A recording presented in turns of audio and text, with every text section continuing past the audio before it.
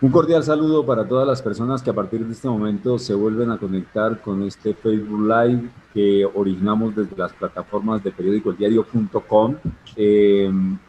a través de las redes sociales de Twitter, Facebook, Instagram, del canal de YouTube del diario y obviamente pues las resúmenes que posteriormente hacemos para la página y para poder reproducir lo que aquí decimos de acuerdo con las condiciones de nuestros usuarios, de las personas que nos siguen, que nos escuchan. Pues bien, como siempre, con los temas que consideramos interesantes para el departamento, para la región, para la ciudad capital, tenemos comunicación a esta hora de la tarde, finalizando esta semana que se constituyó en la primera semana, digamos, hábil del año 2021. Tenemos contacto con Pedro Pablo Salas del despacho, asesor del despacho de la Gobernación de Boyacá para Diálogo Social y Paz, y también con Ana Milena Núñez, abogada, especialista en derechos humanos, quien trabaja también en la oficina de Diálogo Social y Paz de la Gobernación de Boyacá. Las circunstancias que en este momento están signando la realidad indican que la incertidumbre para este año continúa. Hay el horizonte de la vacuna, que será obviamente la gran esperanza para algunos, otros dirán que no, que se resisten a la vacuna, pero bueno, en fin, independiente de esa discusión, el horizonte de esperanza es la vacuna, pero los niveles de contagio y las circunstancias que han llevado a que en este momento prácticamente el país vuelva a confinarse, empezando por Bogotá, pues imponen esa zozobra entre la población sobre lo que va a pasar. Eh, y por eso, mmm, cuando pensábamos que de alguna manera el cambio de año iba a ser un cambio de una situación real para una nueva etapa de optimismo, la gente esperábamos, bueno, acabes el año 2020 que fue nefasto, lo que se quiera, que lo vamos a olvidar. Obviamente no se puede olvidar, pero el 2021 no pinta muy bien, por lo menos comenzando. Pero pintaría peor si no lo afrontamos y si no nos inventamos nuevas formas o si no pensamos en nuevas formas de actuar como individuos y como sociedad. Pues bien, a principios de cada año se ha dado un evento en la ciudad de Duitama que se ha llamado la Cumbre Social. La Cumbre Social convoca cada año a los representantes de las organizaciones sociales de base de todo el departamento. Hemos podido asistir a varias de ellas. Lo ha liderado siempre Pedro Pablo Salas, ya sea desde cuando estuvo en el Consejo Municipal de Tunja, después en las diferentes instancias que ha estado en los despachos de la gobernación del departamento, pues siempre vinculado con el tema social, con el tema de la gente. En la cumbre no se va a realizar por obvias razones con la presencia masiva de la gente, pero lo que consideramos es que el tema de la cumbre hay que analizarlo y hay que retomarlo desde el punto de vista de la necesidad de volver a barajar el tema de la organización social en la base. Y yo quisiera que comenzáramos por eso, pero primero, Pedro Pablo, cordial saludo, Ana Milena, mucho gusto saludarlos, bienvenidos al espacio y vamos a ver hasta dónde aguantamos. Pedro Pablo. Gracias, Pedro, a Ana Milena, a Julio, a todas las personas que nos escuchan en este Facebook Live. Es una oportunidad seguir compartiendo con ustedes estos espacios que son espacios de construcción, llamémoslo conjunta,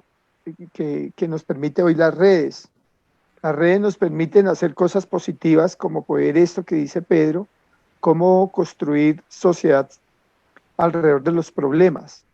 Pero también las redes han presentado fenómenos interesantes, como es por lo menos la sonada que hizo Trump en la propia Casa Blanca. Hoy las redes también son un poder impresionante. En un Twitter, Trump es capaz de dar e incitar a incendiar los Estados Unidos. Aquí lo que nosotros vamos es a motivar desde la sociedad civil a pensar en un Boyacá que está transitando por problemas fuertes. Boyacá, como ya lo hemos podido observar en otros programas, es un departamento que por su condición agropecuaria resulta mucho más afectado en términos de indicadores sociales. Veíamos cómo la ruralidad en Colombia, en la última información del DANE, se empobreció terriblemente. El 47% de lo rural se empobreció en el país. Y esto obedece pues a las condiciones propias de una ruralidad que tiene estructuras atrasadas en comparación a lo que la han sometido los modelos económicos, que es la competencia global. Entonces la ruralidad sufre la pandemia, pero sufre de gobiernos que han desprotegido lo rural y lo que la han es metido dentro de unos sistemas de promediación de precios internacionales donde estos territorios sucumben y se disuelve la economía artesanal que sobrevive aún en territorios como Boyacá. Boyacá es uno de los departamentos que tiene una mayor ruralidad del país. Tenemos casi el 48% de la población vive en la ruralidad en Boyacá, mientras departamentos como la costa, en Nariño, e incluso en el mismo Cundinamarca, en Antioquia, la ruralidad no llega ni siquiera al 15%. Nosotros somos un departamento con una vocación rural muy fuerte. Entonces analizamos la importancia que tiene en esta pandemia, pues analizar un departamento como Boyacá, porque su ruralidad no solamente es un complejo particular, porque es unos sistemas de manejo, digamos, de recursos naturales muy valiosos, estratégicos para Colombia y para la humanidad, como son los sistemas de páramos, como son sus sistemas de reservas naturales, como son todos los sistemas que de alguna manera representan un interés público estratégico para el desarrollo, pero que esa carencia de políticas, especialmente la incidencia que tiene el gobierno nacional a través del diseño de extractivismos mineroenergéticos, ha venido cambiando la vocación de esta ruralidad en Boyacá, y la situación es cada vez más fuerte porque, como les comentaba, un sistema de mercados abiertos, ya vemos que ese sistema de mercados abiertos construye una estructura, una crisis alrededor de la papa, donde miles de familias boyacenses fracasan, pero se acaba de estructurar otra ruina, que es la importación de leche en polvo a partir de la hora cero del año 2021, que es el primer acto de gobierno casi, que hace la presidencia de Duque, y le pega durísimo a un departamento como Boyacá, que tiene casi 90.000 familias que viven derivados de la leche, del producto, de las 4, 5, 7 botellas de leche con las cuales pueden surtir el mercado. Entonces, fijémonos, golpe tras golpe, como dice la canción, es muy complejo hoy el tema de la ruralidad, porque está muy asociado a los indicadores de crecimiento de la pobreza, y por eso pues este espacio nos invita a pensar otro modelo. Tenemos que repensar otro modelo de territorio, de desarrollo, y sobre todo, cómo podemos pensar un modelo que incluya a las comunidades para poderle hacer frente a dinámicas de modelos de internacionalización como es la que estamos viviendo en el departamento. En este punto yo quisiera que Ana Milena, especialista en derechos humanos, porque aquí también están en juego los derechos esenciales de la gente, el acceso a tener la posibilidad de comer, tener la posibilidad del sustento. Ese hecho, por ejemplo, de la leche, es increíble porque están vulnerando el derecho a acceder a la mínima rentabilidad para mantener la familia, con base en la venta de 10 litros, de 5 litros, de 4, de 20 botellitas desde la finca, desde la parcela, que es la única posibilidad de monetizar un ingreso en miles de familias. Esto ¿cómo lo analizamos desde el punto de vista de los derechos humanos, de los derechos de la gente a tener acceso a lo básico, Ana Milena? ¿Cómo lo ve usted? Bueno, primero, muy buenas tardes, Pedro Esaú, Pedro Pablo, muchas gracias por la invitación. Feliz año. Yo pienso que este año es de muchos retos. Todo el mundo también está en la expectativa de, bueno, con ocasión obviamente también de la pandemia y de los diferentes sucesos del 2020, un evento como también el que se quiere realizar próximamente viene también enfocado a todas esas problemáticas. Una de esas, la que Pedro obviamente está en este momento poniendo en la mesa. Nosotros consideramos que en lo corrido de este año, que viene siendo simplemente una semanita en donde estamos sentándonos a, bueno, cómo vamos a organizar, vienen muchas mesas de trabajo, viene mucha problemática también que de pronto esté dividida, de pronto por provincias, por municipios, por áreas. Hay muchos frentes en donde ahorita en este 2021 tenemos que obviamente priorizar. Y obviamente viene el tema de los derechos humanos, que viene inmerso en absolutamente todas las situaciones. Yo pienso que no solamente ahorita, pues estos días con ocasión de la leche, pero pues también se ha venido generando también en una de las situaciones en las que también pudimos ser parte, como fue la de Corrales, la de Tasco, en todo este tema también ambiental y por supuesto, como ya hemos hablado en alguna ocasión, en la de Muso. Nosotros venimos también rescatando, obviamente, bueno, ¿qué efectivamente se va a venir a rescatar eso en derechos humanos, en las mesas de concertación, en los compromisos también del Estado, del departamento y como tal como la comunidad? Entonces yo pienso también que aprovechando este espacio, nosotros queremos también con este evento, y la verdad es la primera vez que voy a tener la oportunidad de participar también en la conformación, en la organización de esta cumbre, en donde todos esos frentes hagan parte, en donde nos podamos sentar con diferentes delegados, en donde podamos coger por provincias. Bueno, entonces acá tenemos diferentes mesas según área, un área ambiental, un área agrícola,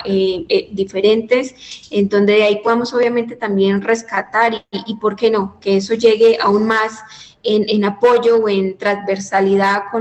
con el departamento a llegar a hacer también muchas políticas públicas que hacen mucha falta acá también en el departamento para el apoyo a esa gente o a esas diferentes áreas para la no vulneración de los derechos humanos. Perfecto. Pues hablemos ahora de cómo va a ser la realización de la cumbre social este año. Ya dijimos al principio pues que no se va a hacer una gran reunión, lo ideal sería eso, hacer una gran reunión, una gran convocatoria, pero entonces esto no se puede dejar al garete y toca fortalecerlo de la mejor manera. ¿Cuál va a ser la metodología para llevar a cabo la cumbre social este año? Por favor, Pedro Pablo, Milena, me gustaría que la doctora Ana Milena es mejor que mí en explicar metodologías. Bueno, nosotros, precisamente nosotros ayer estuvimos en una reunión con una de las fundaciones, la Fundación San Isidro, que ha sido, según también me lo comentaba Pedro Pablo, una de las que nos ha apoyado o soportado siempre en esta clase de cumbre, de organización, de soporte para llevar a cabo esta cumbre en general, que lo que pretende es obviamente organizar y venir a hacer esas diferentes comisiones o diferentes frentes de áreas para llegar a compromisos, a mesas, a organización. Ayer nosotros en nuestra charla, bueno, ¿cómo lo vamos a organizar cuando también tenemos también la pandemia de frente? Sin embargo, planteábamos la posibilidad en donde sí queremos que haya una mayor participación de los delegados o de los líderes. Entonces, en ese orden de ideas, la idea es organizarlo por provincias, en donde de ahí podamos sacar diferentes comisiones y delegados para llegar a hacer finalmente entonces una cumbre ya general. Y bueno, y que ya vayamos con unos plegables, con unas comisiones un poco más organizadas. Entonces, nosotros vamos a empezar ya a partir de febrero, vamos a hacer un en donde vamos a ir visitando las diferentes provincias, vamos a hacer las diferentes convocatorias, también con la organización de cómo van a ser las comisiones, que sea una comisión ambiental, una comisión agrícola, una comisión de juventud. Este año, y como lo hablábamos también con Pedro Pablo, yo pienso que la juventud ahorita está formando, tiene un papel bastante importante también en las diferentes áreas, y lo queremos hacer como una comisión o una mesa en general. Y bueno, y también la que le compete como tal al Estado en temas de educación, de salud, de servicios públicos. Entonces, queremos ir organizando por cada provincia una pequeña precumbre, llamémoslo así, preparatoria, en donde hagamos o saquemos bien esos delegados, los líderes que nos van a acompañar en nuestra cumbre general, que básicamente allá es donde nosotros queremos también con participación del departamento y bueno, y también del orden nacional, podamos sacar buenos compromisos y que de ahí también saquen muy buenas ideas para el desarrollo de lo que va a ser el 2021. Muy bien. Uno quisiera ahondar en otras cosas, o yo no sé ustedes cómo lo vean, pero por ejemplo, en estos días, por alguna circunstancia, evocaba lo que sucedió hace 22, 23 años ya, que fue la finalización, la liquidación de la peor manera de la Caja Popular Cooperativa. El esfuerzo de organización cooperativa más interesante que se llevó a cabo en el siglo XX en el departamento de Boyacá. Terminó con la Caja Popular Cooperativa a finales de los 90 un proceso de organización de base con las famosas cooperativas múltiples, con las organizaciones comunales, el mismo movimiento comunal, la Asociación de Usuarios Campesinos, organizaciones de productores. Todo esto se ha venido desdibujando y se ha venido acabando. Y entonces la cumbre social, como se propone, como se ha visto, incluso ya es sospechosa. Eso no le gusta, no le gusta a mucha gente, que la gente se convoque y que la gente piense en nuevos mecanismos. ¿Qué nuevos mecanismos, Pedro Pablo, usted que ha trabajado, y Milena, que están trabajando con la gente, qué se propone para que surjan cosas reales donde sea la gente la que defina su destino? Porque muy difícilmente va a haber la posibilidad de que los intereses colectivos sean favorecidos a fondo por parte del aparato y del sistema que tenemos en este momento. ¿Cómo ven eso? ¿Cuál va a ser la propuesta para que también la gente se entusiasme? Porque la gente se desazona, la gente se desanima, la gente no confía, la gente se aparta y la apatía es hasta razonable. ¿Cómo ven esto, Pedro Pablo?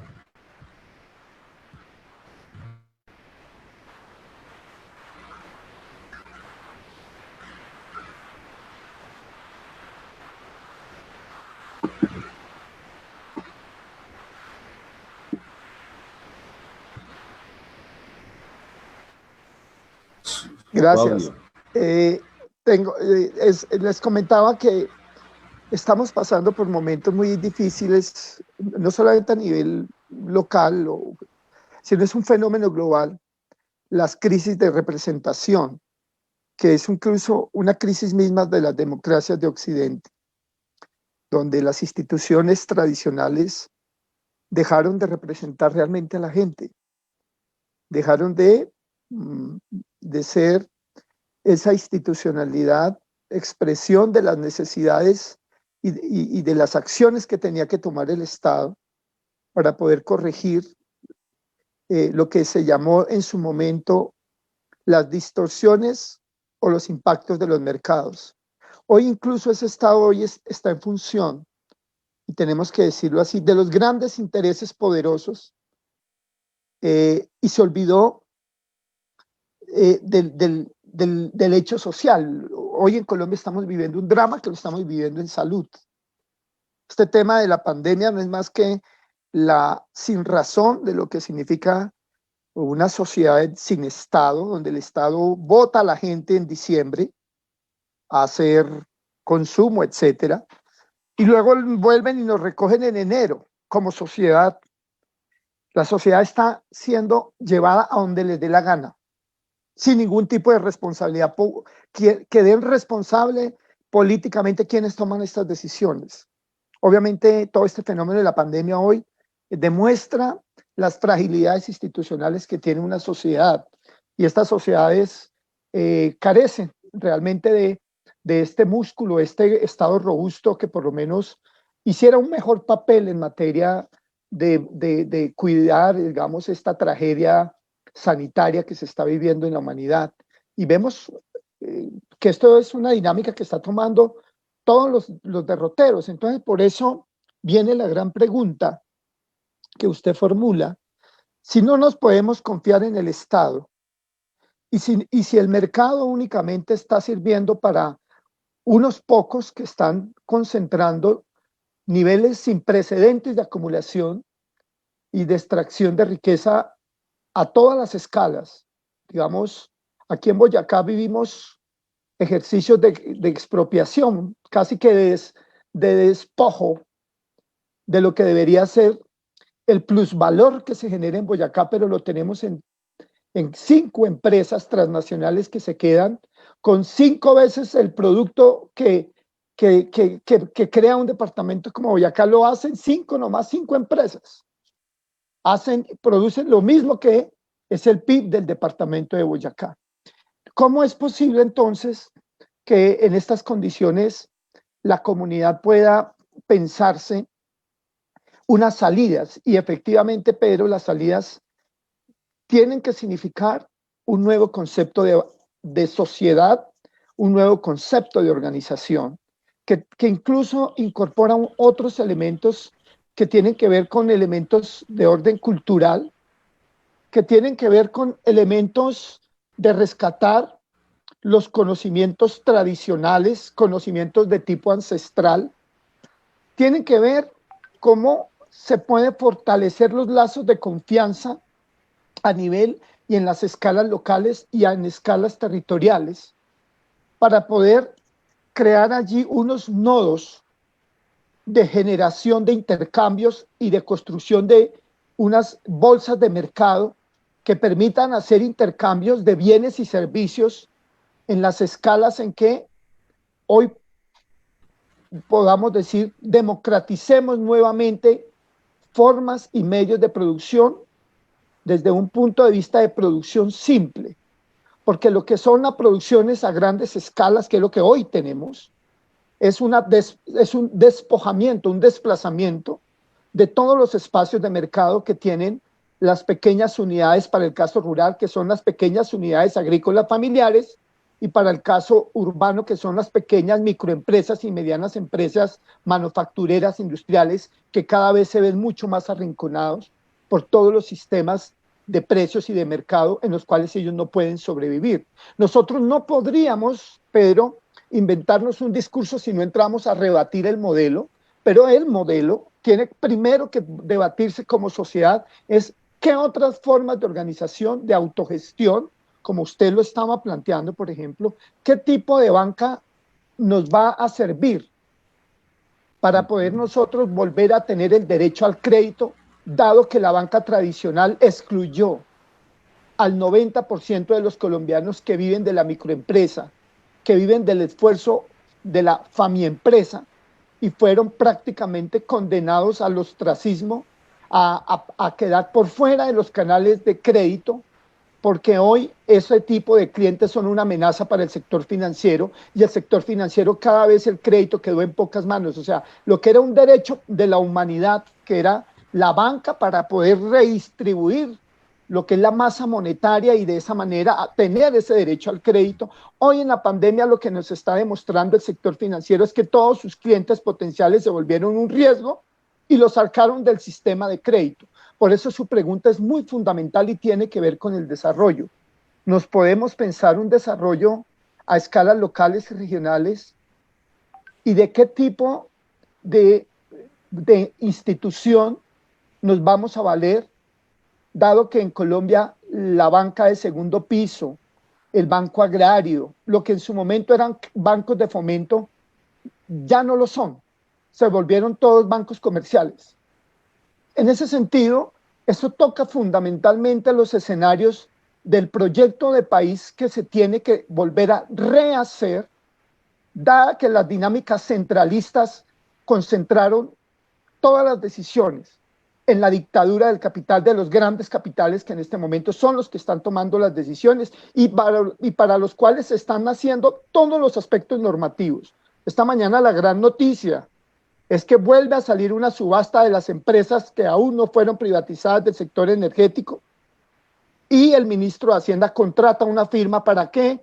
haga el estudio porque viene una nueva venta de esos pocos activos públicos que quedaron sin venderse en el primer gobierno de Uribe y en el gobierno de Santos. Este es un país que se enajenó y entonces eso preocupa porque estamos dejando sin futuro a la gente. Si usted no tiene los medios de producción, si usted no tiene el crédito, ¿en qué condiciones usted considera que este país va a poder sobrevivir? El reto de la cumbre social y política es ese, es cómo desde las acciones comunitarias que conforman como el tercer elemento de la sociedad, cómo volvemos a repensarnos una figura de lo comunitario, pero una figura de lo comunitario de alguna manera que construya nuevos espacios de poder, desde los mismos espacios de poder local, y comience también a tener conciencia de esquemas de reparto de las ventajas que tienen los territorios, porque entran escenarios de tensión. Si somos capaces de construir provincias y territorios donde se distribuyan aquellas ventajas que nosotros tenemos, o somos como sociedad procíclicos en dejar que unos pocos se queden con esas riquezas, mientras nuestros hijos estamos viendo que se están quedando sin futuro porque hoy ni siquiera la educación ya cumple esa escalera de la meritocracia, porque nuestros jóvenes egresados de universidades y demás no tienen tampoco enganche laboral. Y esto de fondo lo que hay es una crisis del modelo económico que se impuso en Colombia y que hay otros países de América Latina que ya lo están revaluando y que efectivamente se demuestra que cuando hay voluntad de gobiernos progresistas de colocar el desarrollo nacional por encima de los intereses de los grandes poderes económicos, es posible construir de nuevo ese tipo de tejidos empresariales y proyectos de país que en Colombia no lo tenemos, porque aquí está gobernando una cleptocracia que está haciendo demasiado daño. La idea, obviamente, de esta cumbre social es cómo nos pensamos a Boyacá, desde esas dinámicas que ya decía Ana Milena, es ir a los territorios, hacer participativa a la gente en sus distintas problemáticas y de allí nosotros poder sacar mejores insumos para poder hacer una agenda de acción social, porque hoy la sociedad está desaparecida. Algo que ha logrado la pandemia es desaparecer la acción social. Si ustedes miran únicamente la acción del gobernante y del policía, la sociedad desapareció como tal. Es volver a rescatar ese derecho y obviamente en el marco de ese derecho de la participación de la sociedad está implícito el derecho a la protesta social, que también es un elemento sustancial que vamos a tocar en la cumbre. Y por eso nos parece que son unos espacios donde, por ejemplo, vamos a recoger unas denuncias que son muy importantes y hablando del territorio, lo que son los proyectos de construcción de hidroeléctricas en Salto Candelas, entre límites entre Boyacá y Casanare, que son los megaproyectos hidroeléctricos como pasó con Chivor, es decir, vuelven y siguen haciendo acumulación de riqueza excluyendo a los territorios y a sus gentes. Entonces, en la cumbre queremos también discutir cómo es eso de los proyectos hidroeléctricos que hay en Salto Candelas, que son unos sistemas hídricos hermosísimos que tenemos en límites entre Casanare y Boyacá, aquí por la provincia del Oriente Boyacense, y que nos corresponde a nosotros como boyacenses decir a esta hora, esos proyectos sí nos van a tener en cuenta, o seguimos haciendo otra empresa de Chivor que se gana cerca de 500.000 millones de pesos de utilidades netas, como sucedió el año antepasado, y esta sociedad nos quedamos sin con qué poder atender los hospitales o poder hoy tener unas, por lo menos, camas UCI para poder atender a los enfermos de las pandemias, porque estamos entrampados en una pobreza estructural de la cual pues tenemos que salir de alguna manera, y la pregunta que usted hace es muy importante y se la tenemos que hacer todos los boyacenses. ¿Cómo como sociedad vamos a construir otro modelo donde podamos confrontar inclusive las decisiones de un gobierno central que está absolutamente comprometido con los intereses más mezquinos que en este momento hoy están haciéndole tanto daño a la humanidad, y es cómo se concentró la riqueza en los deciles más altos de la sociedad y cómo esos gobiernos se han vuelto cada vez más autoritarios y fascistas porque su legitimidad solamente le están basando en la fuerza de los aparatos represivos, y Colombia es un estado fracasado en lo social. Por eso es muy importante estas reflexiones que podamos hacer de los de Boyacá, y de eso también vamos a discutir en la cumbre. Yo quisiera, lo que acaba de plantear Pedro Pablo, que lo interpretara Ana Milena desde el sentimiento de los jóvenes, porque quienes deben apropiarse del territorio, quienes deben apropiarse de la realidad que sobreviene después de la pandemia, deben ser los jóvenes. Ustedes los jóvenes que están preparados, ustedes los jóvenes que tienen la capacidad, la iniciativa, la energía, la inventiva, que tienen el momento de la audacia para asumir los riesgos y poder cambiar. ¿Cómo interpretan esto? Porque uno pensaría que ese discurso etéreo, ese discurso melifluo de la tal economía naranja y de la no sé qué cosa tecnológica, que lo disfrazan perfectamente para sacar a la juventud de la realidad, mientras esta no tiene empleo, no tiene garantía de trabajo, no tiene garantía de ingresos, etcétera, etcétera. La invito a que no asuma la posición de funcionaria, sino como joven. ¿Cómo interpreta esto? ¿Y qué proponer? ¿Qué se le ocurre? ¿Qué hacemos? Pues precisamente yo pienso que esa es la apuesta que nosotros tenemos con esta cumbre y con estas diferentes reuniones que se quieren realizar en provincia, y es invitar a la juventud. Entonces te hablo como joven. Muchas gracias por eso también. Precisamente porque cuando también preguntaba o nos preguntaba en general, bueno, y entonces, ¿cuáles vienen siendo como esas propuestas generales para incentivar a los jóvenes a que participen en estas delegaciones, en estas comisiones? Y tengo que resaltar de que hay mucho joven con mucha preparación, que necesita también mucha oportunidad, y que son los jóvenes que necesitamos para el desarrollo de todas esas agendas de acción social que queremos llegar a desarrollar. Entonces, yo pienso que esa es la apuesta que nosotros tenemos, y también que yo le comentaba a Pedro Pablo, y ayer lo comentábamos también en nuestra reunión con la fundación, en todo el tema de la organización, que la juventud ahorita tiene un papel muy importante, y es donde los vamos a invitar con las diferentes áreas a participar.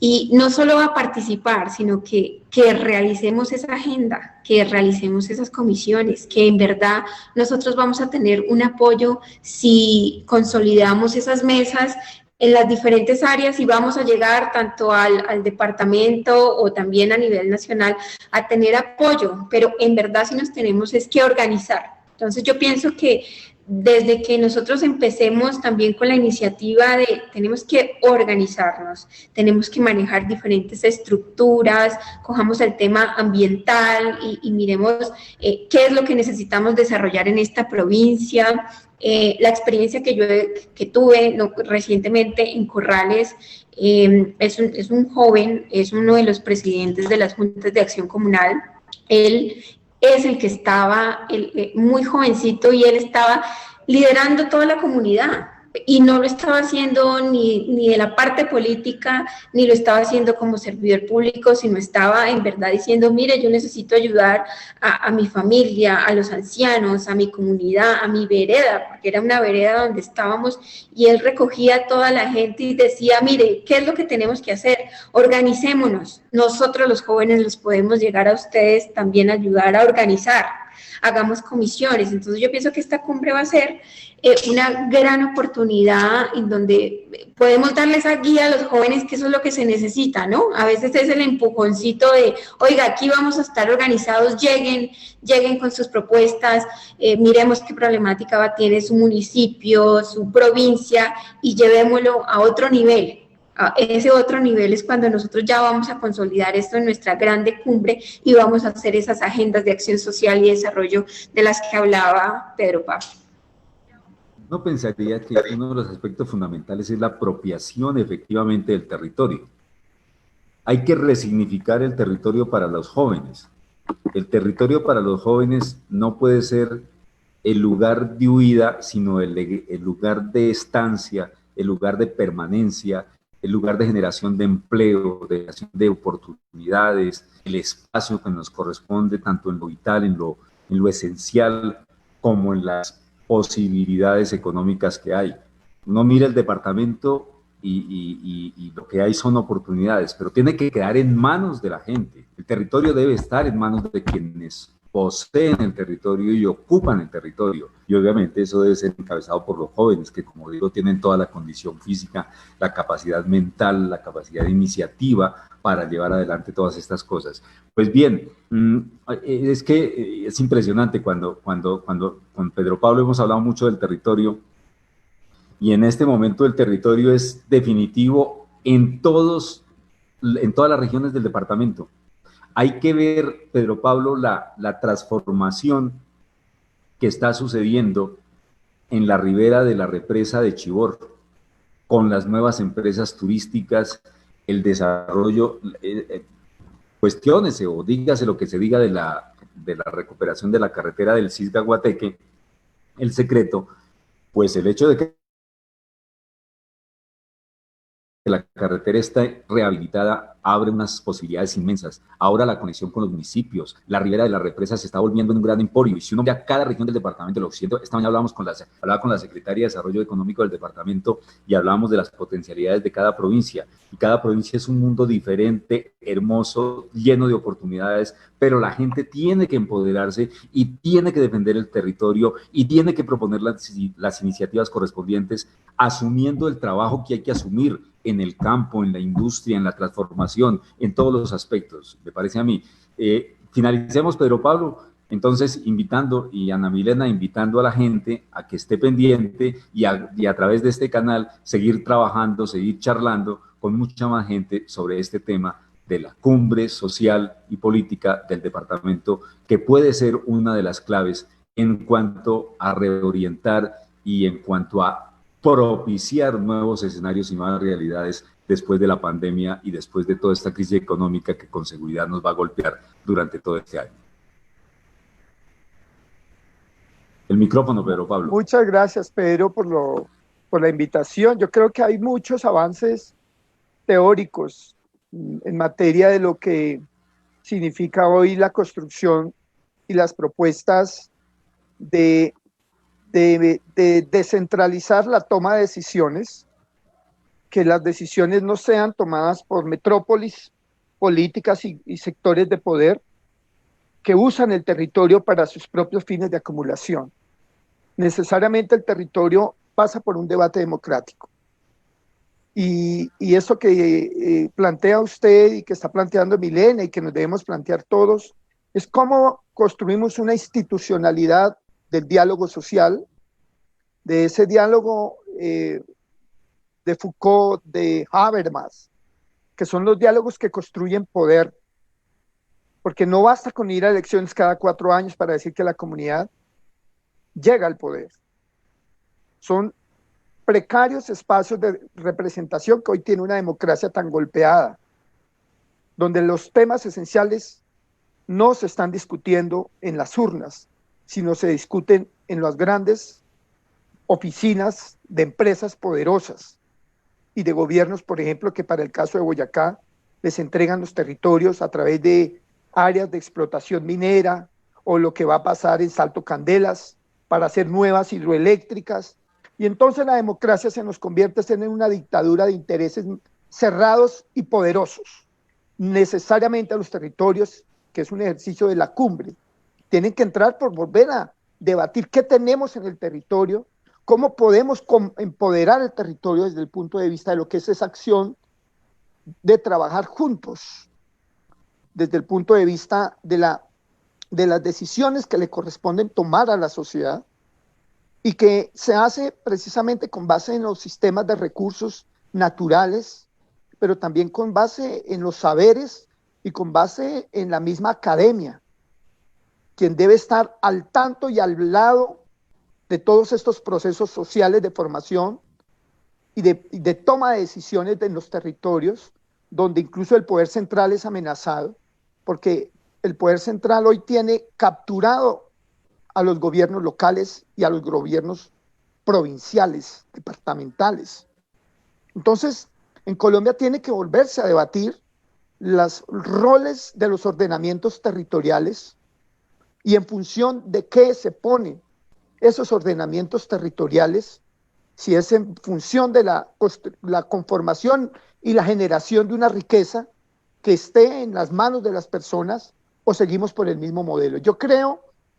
que es muy importante entonces todo este debate de ciudadanías con información, porque tenemos que decir, Pedro, los ciudadanos también, para poderse movilizar, tienen que conocer sus entornos, y esto toca el mismo sistema educativo. Nosotros no podemos seguir enseñándole a los niños y niñas unos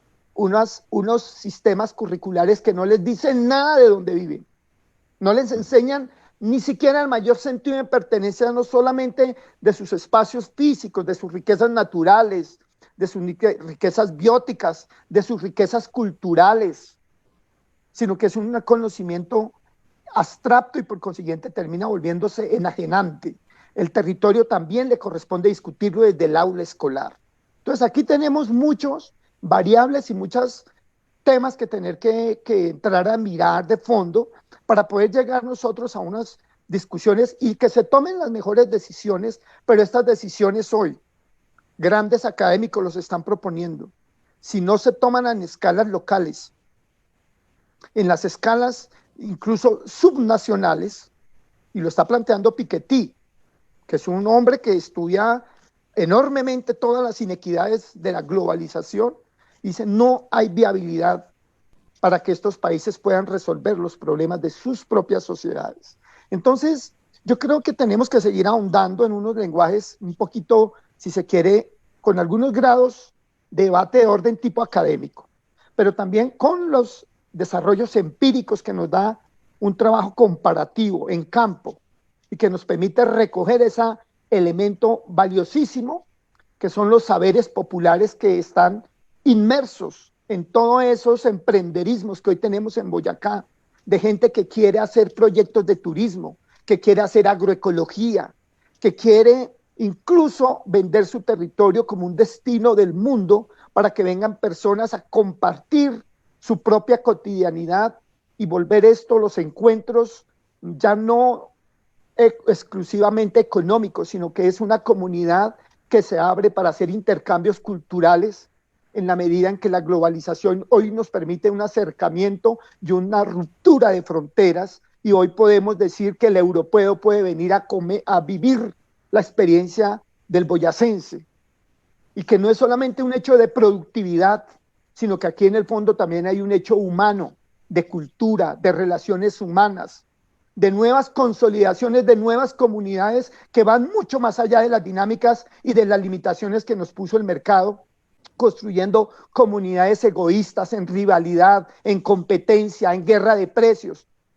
Por esa vía nosotros no podemos sobrevivir, por eso hay una reconfiguración de los espacios de discusión y de poder. Y nos parece que lo que se busca en estas cumbres convocadas desde la sociedad civil, pero también para que vengan servidores públicos a escuchar cuáles son esos elementos que la sociedad le plantea a las instituciones, es buscar ir rompiendo esos esquemas cerrados en que nosotros consideramos la hechura de las políticas públicas, porque definitivamente cualquier política pública que no vaya de la mano de la misma gente, que es la que garantiza el éxito de cualquier intervención del Estado, no son los técnicos, no son los grandes sabios que lleguen a los territorios a decir qué es lo que hay que hacer. Ese discurso está fracasado. Es la misma gente la que se empodera y puede construir y transformar los territorios de acuerdo a sus propios intereses, a sus querencias, a sus formas de ser y de ver el mundo. Eso no lo podemos sustituir y eso no lo puede romper ningún técnico, no lo puede interpretar una persona en un escritorio. Eso se construye en el terreno.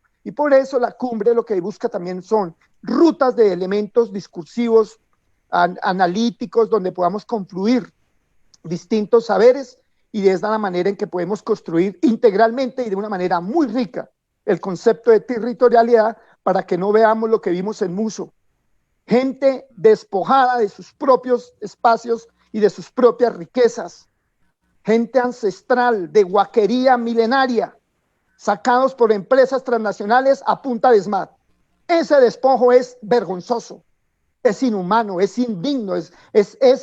nos debe llenar de dolor. Eso que pasó en Muso, que vimos con Ana Milena, la manera como mujeres, hombres, buscaban un gramo de tierra a ver si podían conquistar esa lotería para poder vivir en su territorio y no les dan ni siquiera ese derecho. Eso se llama desalojo y solamente se piensa en 5 poderosos capitalistas, mientras 5.000, 4.000 personas estaban río abajo esperando que les llegara una gota de esperanza. El mundo se nos llenó de personas que huyen de la pobreza y en Boyacá nosotros no podemos ver ese cuadro humano que es sacado de sus territorios porque no fuimos capaces de construir proyectos de vida y eso es lo más antidemocrático, lo más vergonzoso y por eso hay que cambiar, vuelvo y repito, los esquemas y los modelos de desarrollo en que hoy se están construyendo este tipo de intercambios donde solamente ganan los más poderosos y la gente cada vez se ve sin nada que hacer. Su comentario final, Ana Milena. Pues muchísimas gracias por la invitación. Realmente nosotros y queremos contarles a todos de que ya empezamos nuestra organización del cronograma para llevar a cabo estas cumbres. Yo pienso que dentro de esta gran convocatoria que les iremos manifestando y les haremos saber a través también de estos medios cómo se van a realizar, cómo vamos a llegar a las diferentes provincias, cuándo van a ser las fechas y finalmente cuándo va a ser nuestra gran cumbre de conclusiones y de esa organización de nuestra gran agenda de acción social que queremos desarrollar. Entonces, pues muchísimas gracias. Nosotros estaremos contándoles a ustedes nuestra gran convocatoria a que participen, no solo los jóvenes también, sino todos en las diferentes áreas y en las comisiones de los diferentes frentes que queremos abordar. Desde luego. Se necesita la experticia de los viejos, el impulso de los jóvenes y la unión de todos para enfrentar todo esto. Hay una cosa, voy a finalizar con esto,